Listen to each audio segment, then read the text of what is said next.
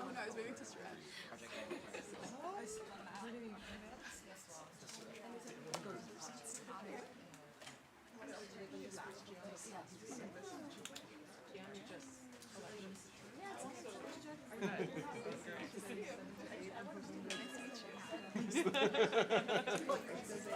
Yeah, I'm just going to give the intro from the institute's perspective. You're going next.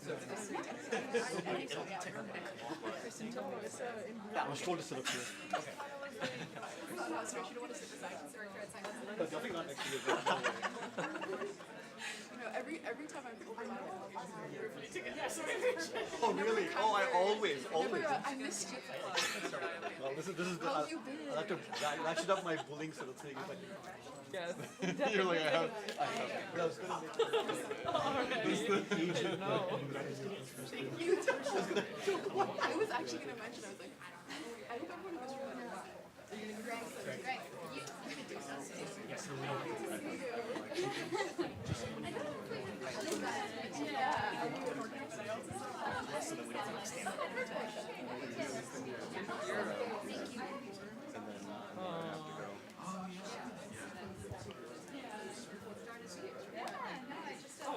You're right.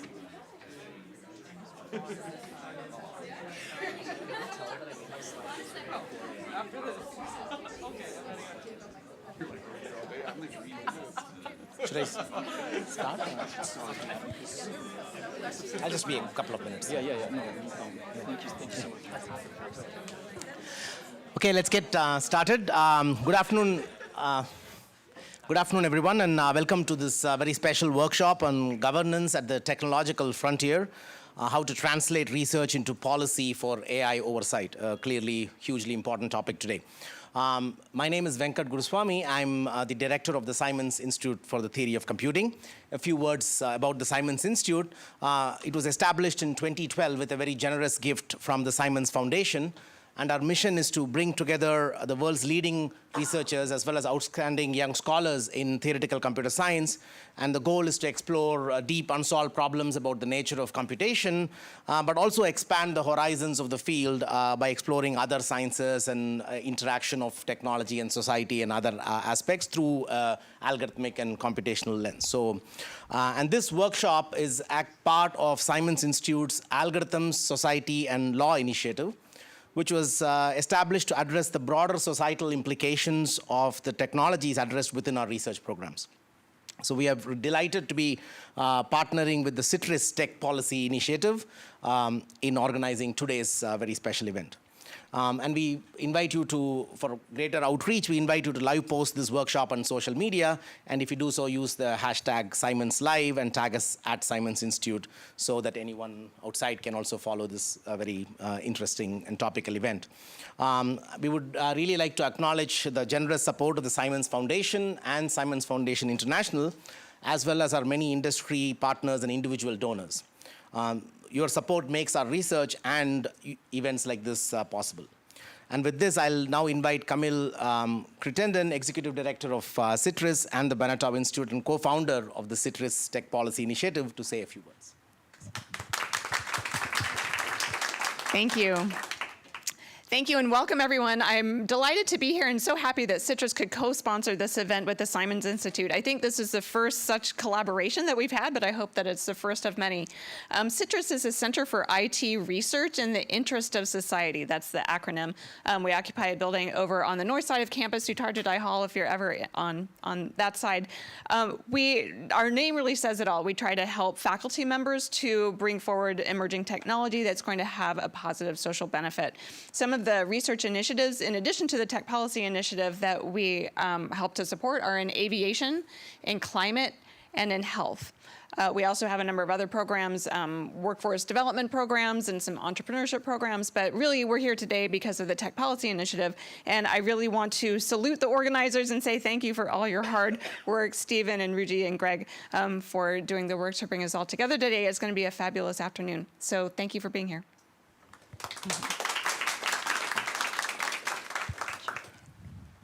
Thank you, Camille. Hello, everyone. Welcome. My name is Greg DeMerchant. I am a Law and Society Fellow here at Simons and also one of the organizers, along with Ruji and Stephen, who've been just such exceptional partners in this. So I'm very happy that I had their assistance. I have the distinct pleasure of introducing our first speaker, who is a rock star, Inioluwa Deborah Raji. Deborah Raji is completing her PhD in computer science at Berkeley, is currently an academic fellow at the Leadership Conference on Civil and Human Rights, and was formerly a senior trustworthy AI fellow at the Mozilla Foundation. She's worked closely with industry, civil society, and within academia to push forward various projects to operationalize ethical considerations in machine learning practice and push forward toward benchmarking and model valuation norms in the field. She's been named to Forbes 30 Under 30, MIT Tech Review 35 Under 35, Innovators, and the Time 100 Most Influential in AI. She's also the recipient of the 2024 Tech for Humanity Prize and the 2024 Mozilla Rise 25 Award, as well as the co-recipient of the EFF Pioneer Barlow Award with Joy Bialamwini and Timnit Jibru. Please welcome our first speaker.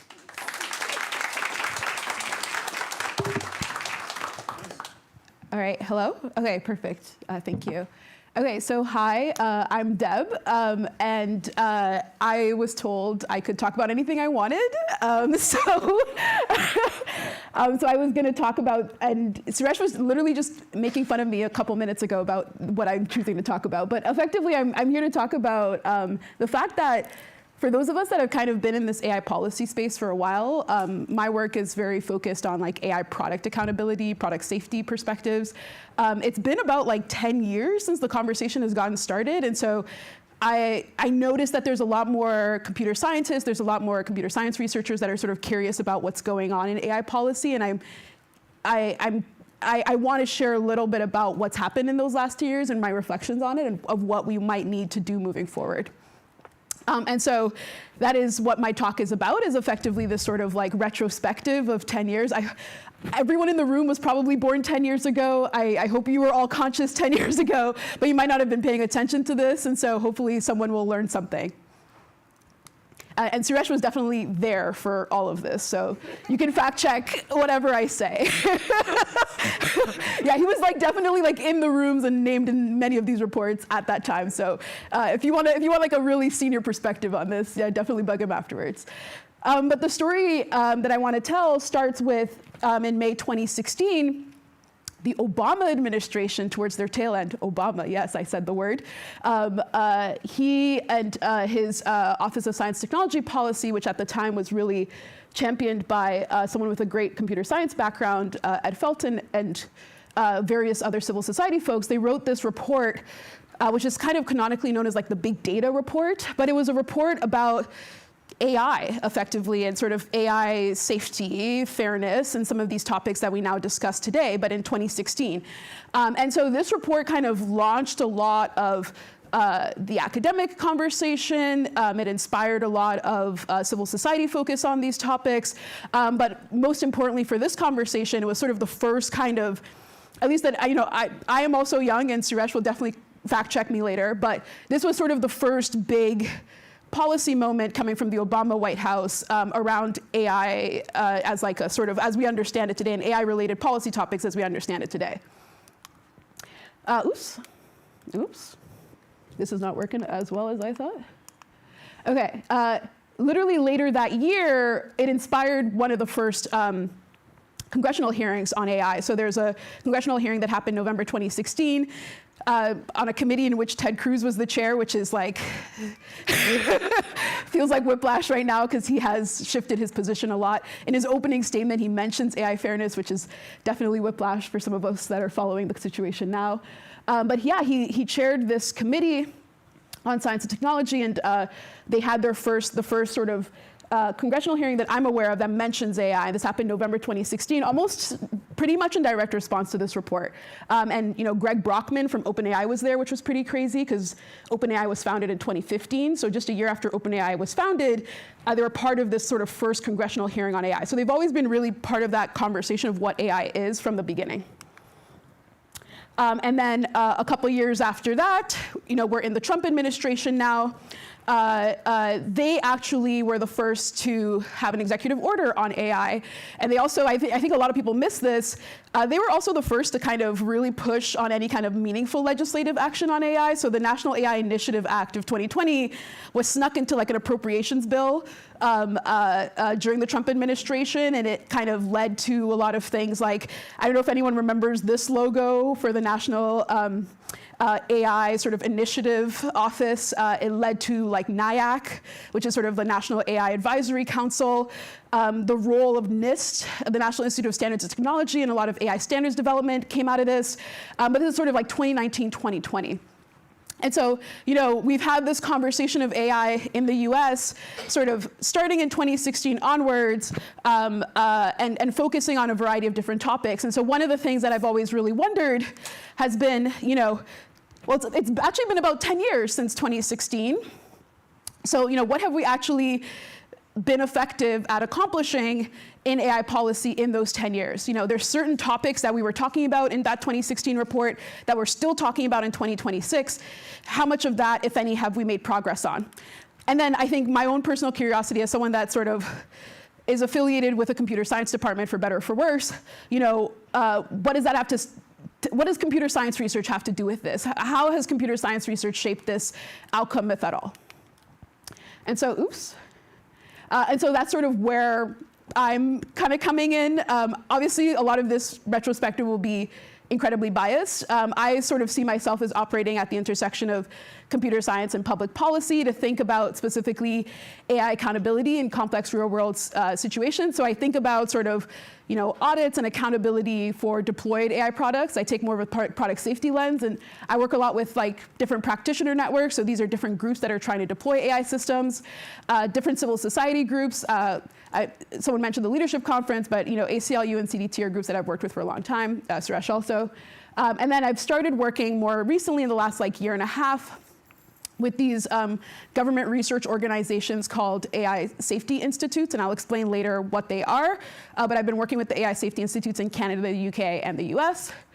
And then within the US, I've worked with a couple of interesting stakeholders in this. So one is the Federal Trade Commission. The other is NIST, like I mentioned, the sort of standards research organization for technology in the US. And then the last one is ONC, which is like an IT healthcare regulator. And so, before I get into my thoughts on, progress that we've made or not made in the AI space in the last 10 years and what role computer science research did or did not have to play in it, I do want to address the sort of elephant in the room, which is, that scope disclaimer that 10 years ago, what we were talking about when we were saying the word artificial intelligence is not necessarily what we are talking about today. And the best kind of illustration for this that I can bring up is an example from a class me and Avi taught last semester on predictions AI and public policy, where we pretty much gave the example of a May 2023 hearing that happened. There were two hearings that happened in the Senate building, the same building. One hearing happened in room 562. It was on artificial intelligence in government. This is my friend Dan Ho at Stanford Law School. He's testifying there. The second room, this is, by the way, these both happened the same day. The second room is room 222. And this is, our favorite guy, Sam Altman, and he's testifying on rules for artificial intelligence. This is with the Committee on the Judiciary. They're talking about completely different things. In Dan's room, 562, they're talking about things like facial recognition. They're talking about risk assessments, because it's very focused on government use of AI. So these are practical tools that are already being deployed today. Meanwhile, in Sam Altman's room, they're talking about ChatGPT. And it's interesting because both of these are incredibly impactful. ChatGPT, this is a picture from the California Nurses Association. It's affected, people are striking, people have thoughts about products like ChatGPT. But the reality is that actually a lot of what we think about as AI, and historically about 10 years ago, what we were talking about were these risk assessments, were these facial recognition tools. And so, and that is also still incredibly impactful and widely deployed within government. So this is Tammy Dobbs, who's had health benefits reduced drastically due to the use of a risk assessment. And the reason I talk about room 562 and 226 is to understand that both of these are relevant. We're talking about the entire spectrum of what is put under that marketing umbrella of AI. When I'm doing this retrospective, I'm sort of curious about how computer science research has been relevant to any and all of these things. But very important to understand that these are two very different distinctions. Something I like to point out that Dan doesn't like is that you can see which room is a little bit more popular than the other based on these photos. Clearly these days, there's quite a few people interested in room 226, but that doesn't make room 562 any less relevant. So again, back to this question, given our sort of broad definition of AI, what has been most effective, or what's my opinion, what's my take on what's been most effective, especially sort of points of impact from the computer science world. Obviously, I will selfishly focus on things that I feel I've been able to contribute to. So one is sort of this idea of practical coordination. The second is this idea of building technical infrastructure for AI accountability. And the last is this kind of maybe broader, more foreign idea to a lot of computer scientists, but this idea that I've learned a lot from my legal collaborators is this idea of institutional design and investment. So let's start with what do I mean by practical coordination? So, at the beginning of this AI policy journey, this is like 2016 and 2019, all the way to 2020, there was this, folks that were there probably remember the trauma of every other week, there was a new AI strategy, AI principles statement, AI principles report coming out. It was a very big trend internationally. Of course, the US participated in it, but you would have countries like Nigeria and Canada as well. There were over, 1,000 of these sort of AI policy, initiatives coming out, but everything was very vague for many years. So this is a period of 4 to 5 years where no one really did anything, but everyone really loved to put out a report and a strategy. At some point, post-2020, we started seeing a little bit more concreteness, like legislative bills. These are really small. I realize that on the stage right now, but effectively we had, the AI Accountability Act for anyone that is in the US or has been working at the federal sort of AI policy stage. That's probably the AI Accountability Act of 2019 is what I'm talking about, not the one that was reintroduced in 2022, but both of those were sort of making AI policy relevant statements through legislative bills. I think that was a really big trend. And then we were seeing a lot of things happening in the EU. The EU AI Act was being drafted and debated, the Digital Services Act, and also municipalities like New York City in particular. People were debating things like the anti-bias audit law. There was also another sort of piece of legislation around AI transparency. So you were sort of starting to see going from very, very high level principles to sort of more legislative proposals. And one of the kind of things that became really clear very quickly was that one of the big bottlenecks was not necessarily legislative design, but was going to be enforcement. And so let me explain what I mean by this. So when we talk about when an AI system fails, I think sometimes people like to talk about it like it's a misbehaving toddler. So an example is, early versions of ChatGPT was not very nice to minorities. And then, the formal statements from some of the engineers involved were kind of treating it the way that you would treat a toddler when they came back, saying a bad word that you didn't know about.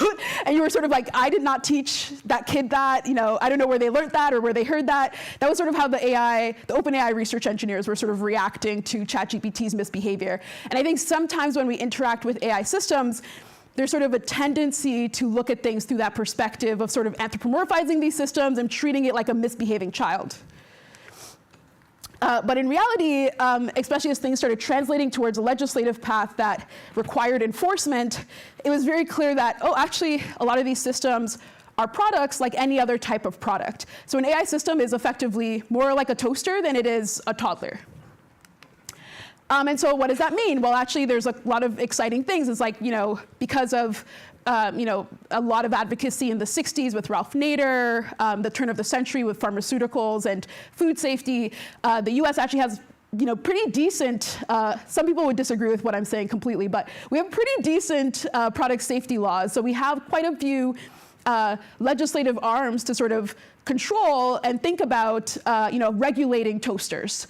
And so one interesting opportunity for computer scientists to sort of contribute or to think about this is, well, if you take an expectation that we would have of any other type of product, let's say false advertising and fraud expectations around something like a toaster, how do we translate that into AI?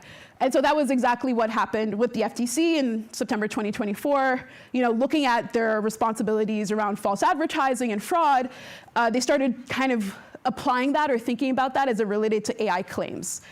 And the interesting thing is that, even before our sort of decade of AI policy timeline begins, they've actually pulled a bunch of, people don't really pay attention to this as much, but this has been a pretty effective strategy. We call these sort of UDAP laws. There's a couple folks that have started really writing some great stuff about this. Talia Gillis at Columbia has written a great article now. But people are realizing that, a lot of the effective sort of AI policy kind of enforcement we've had has been through these UDAP laws with the FTC. So for example, they took down a melanoma app that wasn't working very well on darker skin, and it wasn't because of any kind of anti-discrimination or civil rights claim. It was because the company was making false claims around how well it would work for different skin types, and so it's just false advertising. They removed it off the market. So, interesting to think about sort of how existing legislative frameworks might apply to AI. But I think more recently, something that's been exciting to me has also been thinking about how we actually have quite a few organizational level legislative frameworks or policy frameworks around product safety, making sure that the kind of products that we introduce into organizational environments work well towards the goals of that organization and keep everyone safe within that organization.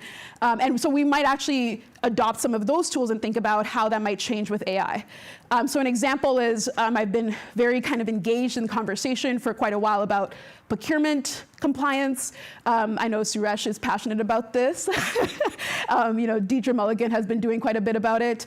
But working with folks like GovAI and the Health AI Partnership and NIST to think about, if we're going to adopt AI into organizational settings, how do we set up standards and procedures to do that well and safely? Another example of this that people don't always think about is distributor requirements. So if you think about AI in healthcare, a lot of the way AI enters the healthcare space is through platforms. And so in the case of hospitals, they'll actually adopt AI through integration with a platform like Epic. That platform is actually regulated. In the US, it's regulated through ONC, which is an IT healthcare regulator. And ONC might not necessarily be able to control exactly what the AI model vendors are doing. The FDA might be in charge of that. The model vendors might be escaping through regulatory arbitrage, the classification of AI. And so it might be really tough to control what the vendors are doing. But if you control and you kind of set rules around what that distributor platform is doing, in this case, Epic cannot introduce models that do not meet a certain documentation standard, that do not meet a certain third-party audit standard, then you can actually kind of introduce a new set of regulatory rules. So just, again, adopting some of these strategies that we've thought about for regular sort of toaster, and this is sort of like a similar strategy to how you would think about, the distributor of a toaster at a Walmart, right? So it's just like the kind of thinking about the frameworks that we use for any other type of product and trying to think about how that might apply for AI products. just in terms of like next steps for this bucket, something that I find interesting as sort of a next step for this has been being very concrete in kind of specific technical terms around what legal compatibility means. So if we want to enter a world in which we can actually enforce the laws that we're setting about AI, how does that affect our technical definitions for certain things? As an example, in the kind of machine learning fairness space, we have a technical definition for the notion of disparate impact. We have technical definitions, debated technical definitions about the notion of disparate treatment. But then we now are seeing these cases play out where sometimes the technical definition works. So FTC, for example, led this investigation into Rite Aid facial recognition. They used some of these definitions and it worked very well. But sometimes the technical definitions do not work. So there's a couple examples of these very serious failures where the technical definitions were thrown out by the judge or misinterpreted completely. And so what's the mismatch between sort of practice and theory is kind of an interesting next step for that bucket of compatibility or kind of practical coordination. So very quickly, I promise it will take less time, there's sort of also these other buckets of opportunities for how we could potentially impact or shape AI policy more meaningfully as a computer science community. But effectively with the practical coordination, something that I'm noticing is that we used to go 10 years ago from these high level proposals, and now a lot of the utility of computer science has been informing enforcement, thinking about how we can actually, by our knowledge of our kind of the nitty-gritty of the technology itself and the nitty-gritty of what these methods require, we can actually inform the way that we can apply these laws, existing laws and laws that are kind of new in the AI space. So next, let me talk about this idea of technical infrastructure. I also want to be mindful of time. I started late. I don't know if I should end late. Okay. I can spend like 15 or 20 more minutes, maybe. I don't know how much time. Oh, 10? Okay. I'll be quick. So effectively, audits are these evaluations with the goal of accountability. One of my first experiences in computer science was this gender shades audit, where we took commercially available facial recognition products. We evaluated it on kind of a diverse data set.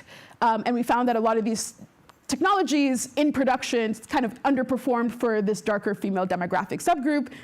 And the goal was not necessarily just the typical kind of machine learning model ranking, but it was to inform federal, state, municipal legislation, procurement practice, et cetera. Oops. And so, one kind of interesting opportunity for kind of a technical contribution for AI policy is this idea of building technical infrastructure to support certain processes like AI auditing. So, resourcing AI auditing is a huge topic. This idea of what are the resources and tools that we actually need to enable people that are doing this work, that are thinking about constructing these evaluations with the goal of feeding them into these legislative accountability processes.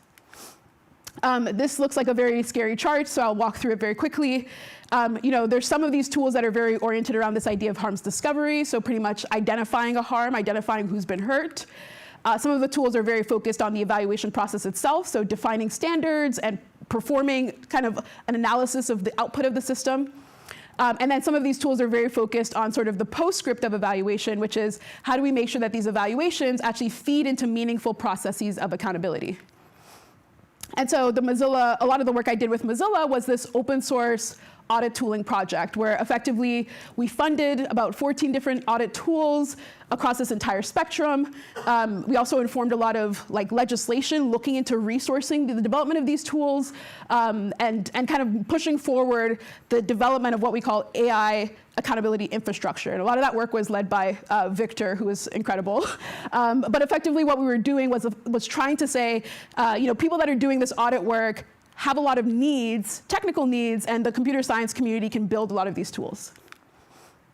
So I don't want to get too much into the details of this, but effectively, there's a lot that we've learned from building the tools in terms of the shift in the perspective on how these tools will get built. Let me see if I can go through it in 3 minutes. But effectively, if we were to take that taxonomy of different tools, the tools kind of play 3 different roles. There's the sort of harms discovery tools that are meant to just sort of set an alarm alert when something has gone wrong. There's sort of the performance analysis tools, which are meant to do the assessment and the evaluation. And then there's sort of the postscript tools that are meant to sort of facilitate the accountability process. And the main takeaway here was that we were seeing about 10 years ago, what we would be seeing was a lot of the tools were very focused around single systems, single actors, being pretty ad hoc. But we realized that there's actually a lot of potential for different types of tools that could address a more holistic set of needs, especially when we're thinking about AI accountability, not in an abstract sense anymore, but as it related to complex real-world deployments. I'm being very ambitious, but I'll try to talk about this in the next 2 or 3 minutes. But a couple examples that I was going to share was, a lot of the work we were doing around AI harm taxonomy or sort of raising the alarm when something goes wrong. Historically, the way that we would do that is in a very ad hoc way. You get a tip from someone that's been from a harmed population. And then you build a taxonomy of all the ways that things could go wrong.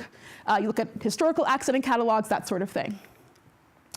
And so kind of the new approach, or something that we would embrace with the tooling, would be this idea of an AI incident database. So at a high level, an AI incident database is an opportunity to collect individual reports of experiencing a harm related to a particular AI system, systematically sort of aggregate those reports and analyze those reports, identify patterns in those reports, and then raise an alarm to kind of spur further investigation or an AI intervention. And this is work that we're now starting to do with the UK AI Safety Institute and UCSF. Another example is sort of the way that these tools have shaped our approach to evaluation. So, historically, the way that you would evaluate an AI system and how well it's working is you would send a lot of inputs into the system. You would see what would come out of that system, and then you would see whether that output sort of matched your expectations for that system. And so this is benchmarking, as many people in computer science are aware of. There's a lot of issues with benchmarking. The community has been talking a lot about benchmarking for many years. But something that's come up in kind of practical audit settings is that the concern in a lot of accountability-related scenarios is not necessarily that the outputs of the particular AI system match or don't match our pre-articulated expectations, but that really what you're not dealing with is just an AI system in isolation. You're dealing with an AI system in conjunction with an individual human user, and that individual human user in many cases is affecting an impacted population member. And so what you need is something that can help us evaluate this entire spectrum. And more importantly, very rarely do you have an individual user operating with full discretion. The individual user is sort of operating under the framework of historical norms developed through their training or organizational level guidance. And so what we really need to evaluate is not just that individual user's actions in the deployment scenario and this human AI system, but how that human AI system might shift under specific organizational and normative settings. And so, going beyond benchmarking ended up being a huge theme of a lot of the tools, and facilitating evaluation beyond benchmarking became a huge tool to sort of shift from a model-centric view to something oriented towards a more ecosystem view. So as an example, this is a project we're starting with Stanford Hospital. Usually you have an AI system deployment. This is a simple risk assessment that's deployed within the hospital setting. And then you have sort of organizational level outcomes. And typically you're maybe evaluating just sort of the inputs and the outputs of that system. And it's very disconnected from understanding the effect on these organizational level outcomes. And often, a lot of computer scientists will treat these organizational implementation choices as vague or abstract. When in reality, in very structured public interest settings like government and medical settings, there's actually a pretty clearly defined relationship between the outputs of the model and the outputs at the organizational level. And so, one interesting direction tool-wise has been like, okay, well, how do we think about, simulating that organizational workflow level kind of outputs? How do we think about things through this lens to get sort of more meaningful evaluations for accountability? And then finally, because I'm unfortunately really running out of time, there's been sort of an interesting shift in the tooling landscape around ACT, or sort of feeding the evaluation outcomes into meaningful processes of accountability. Things like documentation have obviously been a very critical tool in documentation templates. So first we've had, model level templates like model cards. That was developed in 2019, very focused on getting engineers to write everything that they know and decisions that they made about the model. And we want to shift that towards what we call the SMACTR framework, where actually there's a lot of different choices being made about the model. And there's sort of history from other domains, aerospace, medical settings, finance, where they have this sort of internal audit practice where they document all kinds of decisions that are made throughout the model development process by different types of stakeholders. And so, can we develop a more holistic end-to-end process for this internal audit, documentation-based internal audit practice? And so the SMACTR framework is kind of like expanding towards a more systematic view, and this has been adopted in healthcare settings. Again, it's been cited by ONC and NHS, but also very much adopted in government settings as well. So NIST and GAO, which is the Government Accountability Office, have cited this in their the kind of internal AI development practices within government. But the sort of high-level takeaway here is that when we start thinking about AI accountability for complex real-world deployment, rather than in this abstract sense, we sort of shifted from just focusing on the model and sort of this ad hoc approach towards tools that allow us for sort of a more complex, grounded approach. And so, we're kind of moving from this ad hoc, myopic tooling ecosystem towards something more systematic and centralized. This is like a 2-second slide thing, so I'll say it very quickly. The sort of last thing I think computer scientists could be useful for is this idea of institutional design. And obviously I will talk about that in the context of audits, because that's what I work on. But effectively, audits are a huge part of product safety for a toaster. And the difference between the AI audit space and the toaster audit space is that they have all of these policies and laws that guide the effectiveness and enable audits to happen in their particular industry. So an example is auditor access and privileges. They have opportunities to go in and get the information that they need to do an effective evaluation and feed that into a meaningful process of accountability. In the AI space, we're just beginning to see that. 2 recent examples with platform-based AI systems is the Digital Services Act and the Online Safety Bill. But some interesting dimension of this is that it requires a lot of institutional design and building. So, Ofcom and ICO are 2 organizations, regulatory organizations in the UK that are very involved in enabling the Online Safety Bill to even happen. And the European Commission has put out, various offices to sort of mediate the development of the DSA because, accrediting auditors, giving them access, building the technical infrastructure has to be housed somewhere. And so this institutional design is actually a very critical point. I'll say one last thing, which is the next steps for this is a lot of the AI safety institutes and a lot of these practitioner networks are kind of playing this role domestically, and I find that pretty interesting. So the kind of key point around the institutional design is that we've gone from very reactive tools and reactive frameworks to something more proactive. We're kind of, rather than just responding to the need for organizations to step in, we're proactively designing organizations like the AI Safety Institutes to address kind of new institutional design needs. The kind of main takeaway that I wanted to bring was that, over the last 10 years, my theory of sort of what's been effective has been folks that embrace a more grounded approach to AI policy. Before, things were very high level, the technology was not very concrete, and so we were stuck with thinking about things through this lens of proposals and sort of ad hoc, reactive framework. And in the last 10 years, as we've seen more and more of these AI products make their way out into the world, we can kind of shift towards thinking about enforcement, thinking about more systematic or centralized infrastructure approaches, but also being more proactive about what to expect next. I was going to give an example, and I might as well end on this. One example of this that I think about quite a bit, and I shared in my class, and I'm sure I'm triggering anyone that took our class, because we talked about this example quite a bit, is this idea of criminal pretrial risk assessments. So in November 2020, there was Prop 25 was a vote for pretrial risk assessments or cash bail in California.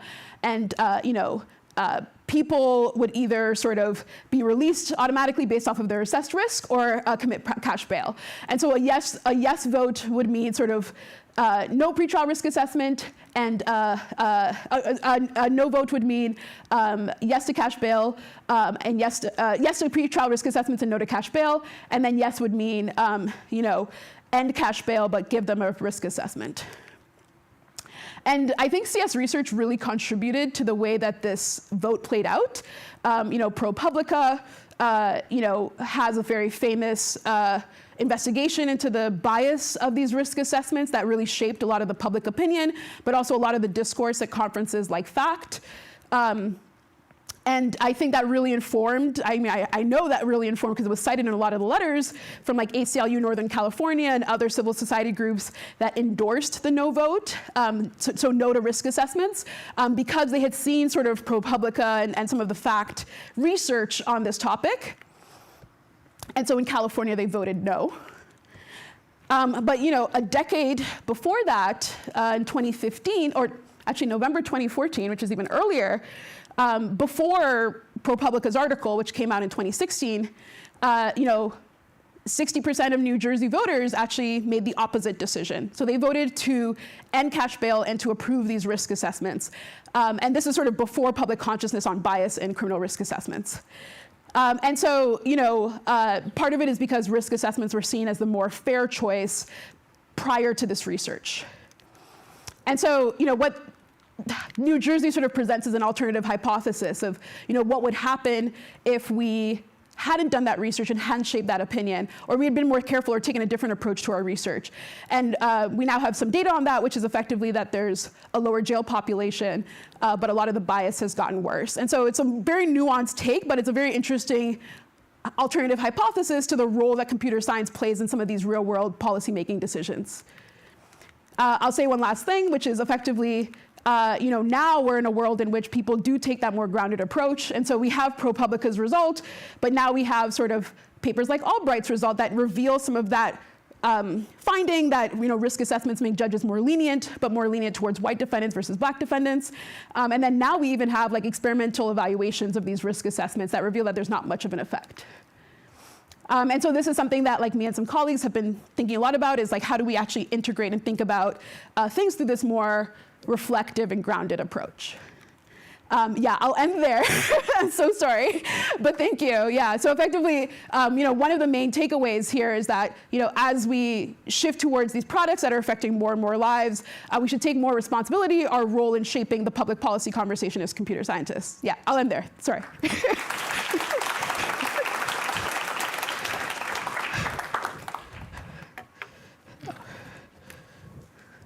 I don't know if I should keep this up or that's fine. Thank you, Deb. That was an amazing overview. I really appreciate that. Yeah. Our next speaker is Manon Ravel. And Manon is a senior research scientist at Google DeepMind. She builds mathematical and computational